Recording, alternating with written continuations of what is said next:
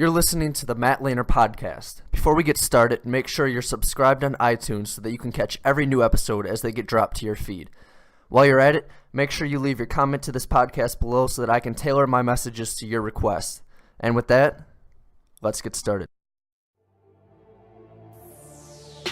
You must be the person before you can become the person. You gotta have that mindset of working on your game like your life depends on it, because it does. Your mindset, your perspective, the way you approach setbacks will determine how far you get in this game. Nah, you good. Good move, boy!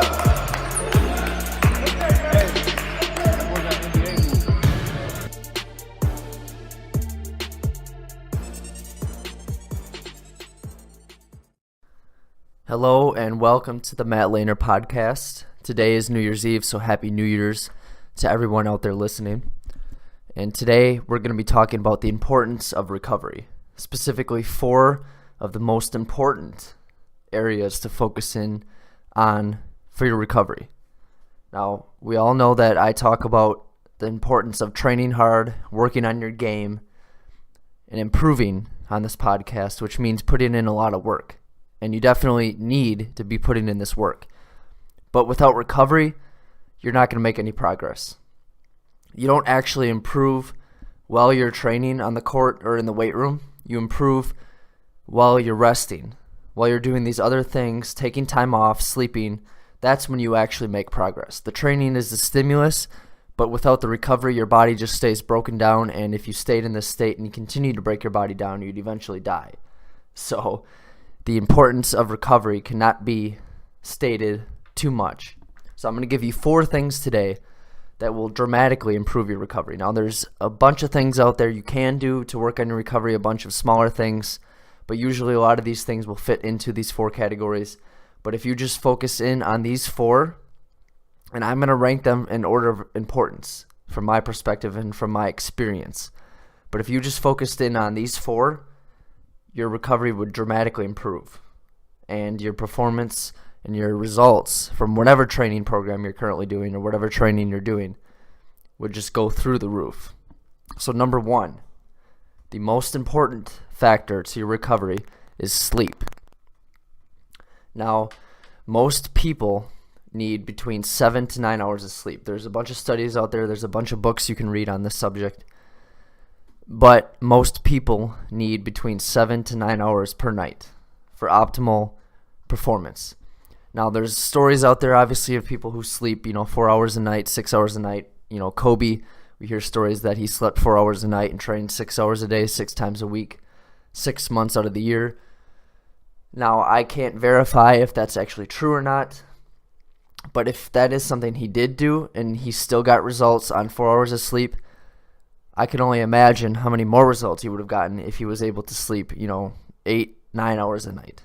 He would have been even better than he was, and he might have actually been able to negate any injuries that did occur that ended his career.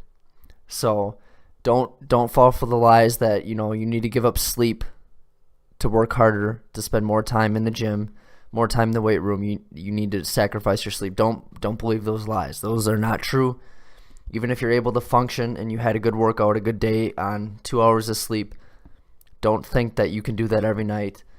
You would have been even more productive, even more successful if you would have gotten proper sleep. So most people need between 7 and 9 hours of sleep a night. You're going to have to test and track and see what works best for you. For me, I found that 9 hours is what I need. Personally right now, I go to bed at 7:30 at night. I wake up at 4:30. And that's 9 hours. And I do training in the morning. I do training later in the day. And then I'm in bed and get my recovery. So you're going to have to test and see what range works best for you.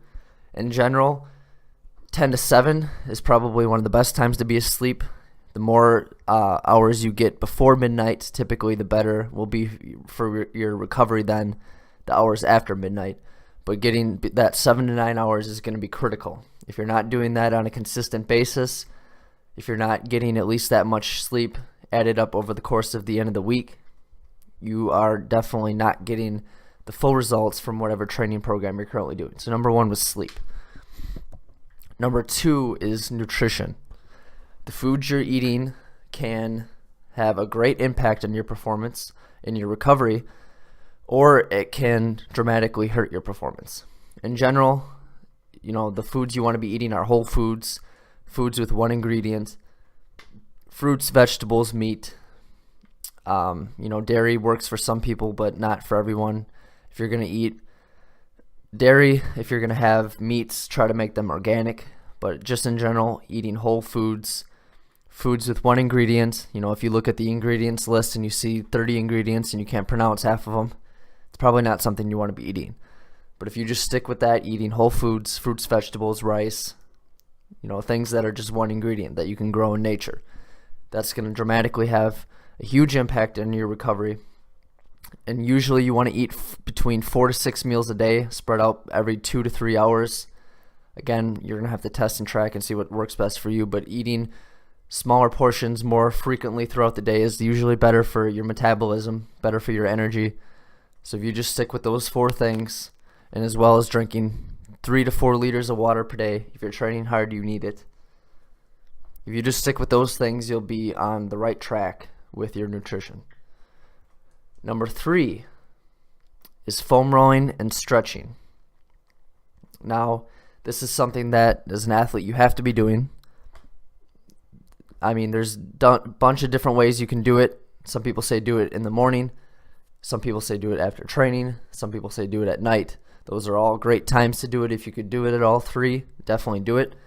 Personally, what I do is I like to do it at night.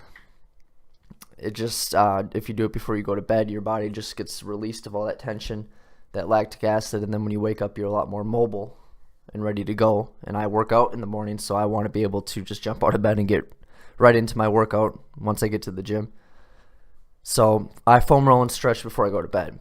If you can do it in the morning after workouts and at night, this is ideal, but definitely needs to be done every single day, no matter what. Foam rolling and stretching, head to toe, feet, calves, quads, hamstrings, IT band, groin, glutes, lats, shoulders, everything. Foam roll, stretch. If you have special stretches that you feel that your body needs, do those. Again, there's a bunch of different information out there on how to stretch and how to foam roll. But in general, hold the stretch until you feel the muscle release.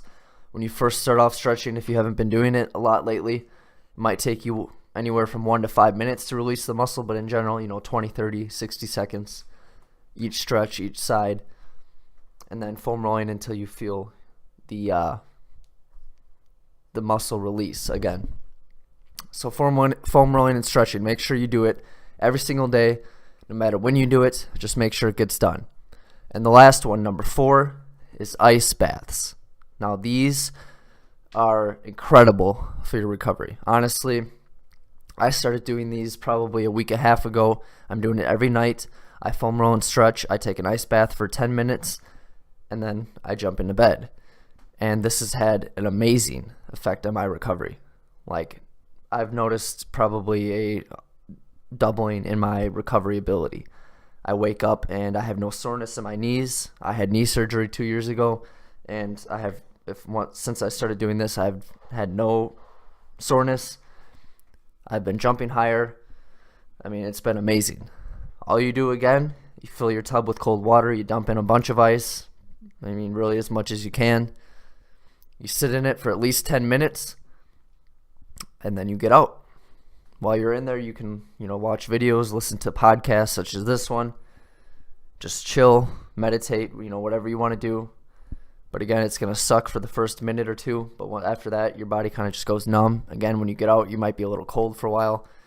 But again, amazing, amazing effects on your recovery.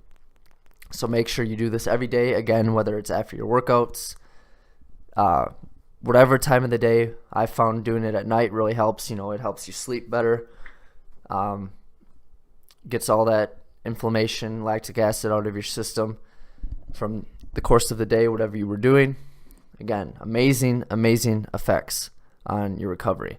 So if you just focus in on those 4 areas, again, those 4 areas being your sleep from 7 to 9 hours per night, your nutrition, eating whole foods, drinking at least 3 to 4 liters of water per day, 4 to 6 meals per day, your foam rolling and stretching any time of the day, whenever you can get it done, just make sure it gets done, and your ice bath for at least 10 minutes. If you do those 4 things, your recovery will be at astronomical levels. Your results from your training will become twice as good as they currently are, and you will prevent, injuries further down the line. You'll keep your body in tip-top shape, and I can't wait to hear about your results from following this recovery regime. So make sure you leave me your comments to the bottom of this podcast, and I'll talk to you again on the next episode.